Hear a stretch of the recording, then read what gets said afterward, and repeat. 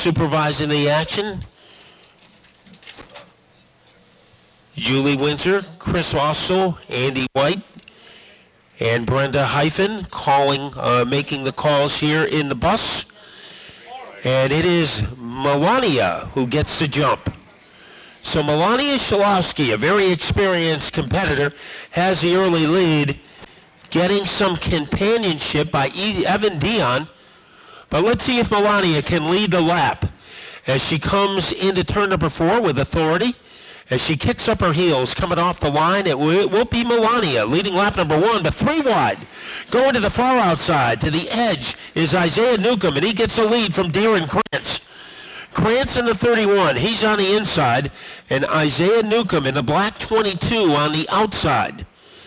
As they tap dance their way off the corner, the second lap leader is Darren Krantz. As Darren Krantz has raced from Texas to southeastern Connecticut. He has been all over the map this year. He lives in New York. His home track is Riverhead, and he will maintain his advantage over Isaiah Newcomb. Look who's coming up to join the fun. Joel Newcomb in car number 22. So the top 3 cars could fit in a flower vase. And it is Darren Krantz, the leader. And he is a tough competitor. You would never know that by talking to him, but if you see him race, you know he plays hard. Now the Newcomb brothers are fighting it out for second and third.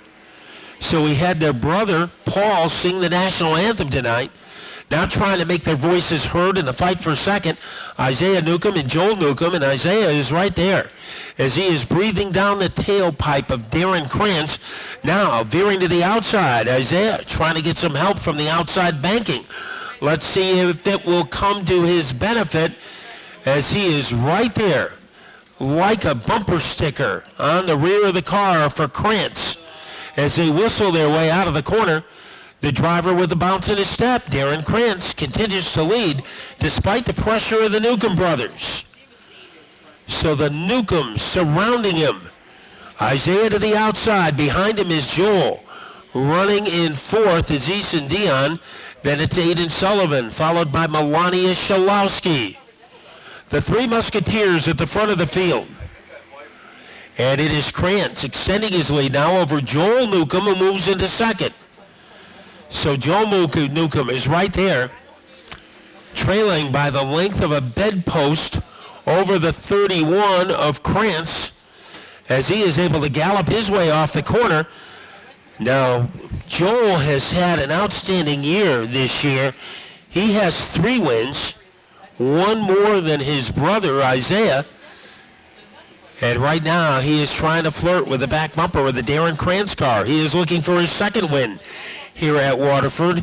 He won 5 races this summer at Charlotte in the summer shootout. They have 10 races. Round goes Joel Newcomb, so he is loose in where he used to be. But right now it's Darren Krantz.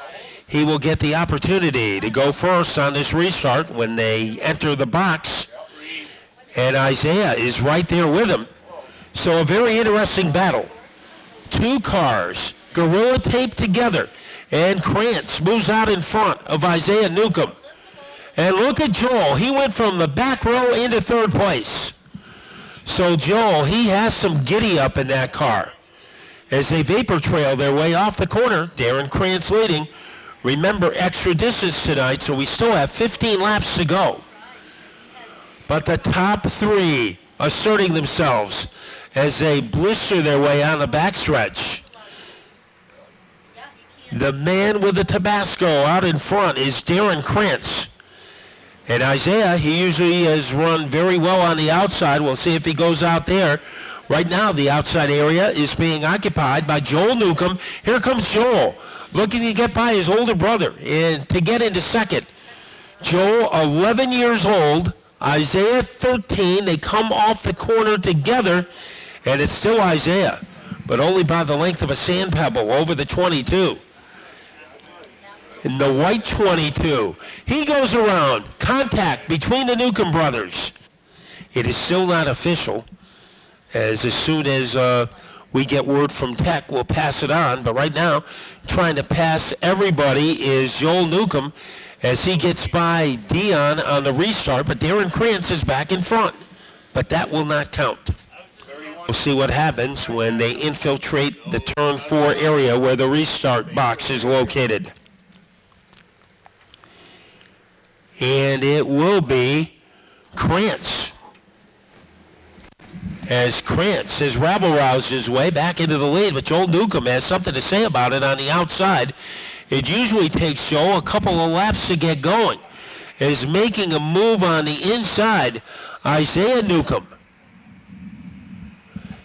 And it didn't take very long for Isaiah to get by Joel to move into second. But now there is one more man on his list, and that is Darren Krantz. He has had the best car so far for the first 13 laps. And we'll see if he can continue that trend as he dive bombs his way into turn number 4.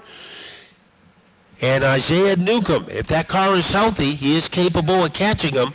Then it's Joel Newcomb. Dion is getting a battle from Melania for 4th. And we'll have to keep our eyes peeled on that as Melania trying to make a move on the outside of Evan Dion. And at the rear of the field is Aiden Sullivan, as this is his first full year of competition. And it is Melania. She jet streams her way around Evan Dion to move into 4th. So Melania has to have some confidence. We have less than 10 laps to go. And almost everything has been dominated so far for the man from Huntington, New York. He is in the 4th grade, if you can believe that. And he is running a masterful race. So the 4th grade has been top grade so far in this race as he gets ready to launch himself across the start-finish line. In second, Isaiah Newcomb, and then we have a battle for 3rd. Melania catching up to Joel Newcomb. Melania might have a finishing kick in car number 99. We will be paying attention to her, and we're also paying attention to Krantz. He leads by the length of a driving range with 7 laps to go. The drama for 3rd and 4th between Joel Newcomb and Melania Shalowski. Then we have Dion fighting with Aiden Sullivan for 5th.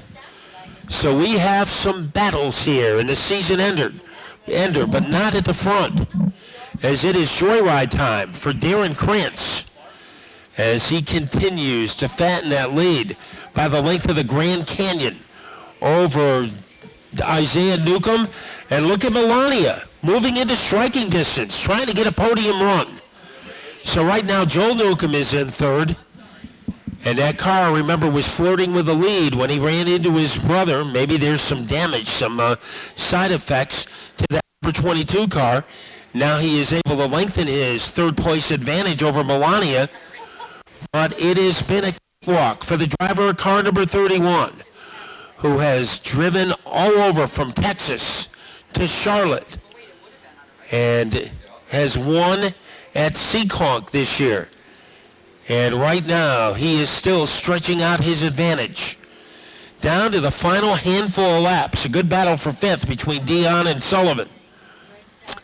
On the backstretch, Joel Newcomb maintains his 3rd place position against Melania.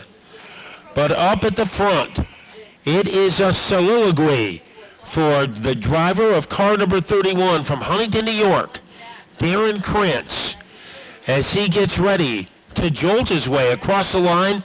2 laps separating him from a victory. Then it is Isaiah Newcomb, and all he has to do is stay where he is. He would win the championship, but trying to win the final battle. He is just a little more than a lap from pulling it off.